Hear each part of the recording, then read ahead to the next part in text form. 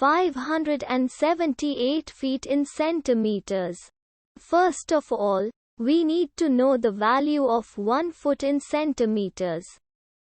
It's always 1 foot equals 30.48 centimeters. Now we have to multiply 30.48 by 578. Therefore, 578 feet times 30.48 centimeters equals 17,617.44 centimeters. So, in other words, 578 feet equals 17,617.44 centimeters. We hope you have enjoyed this video. Please like and subscribe to our channel for more videos like this.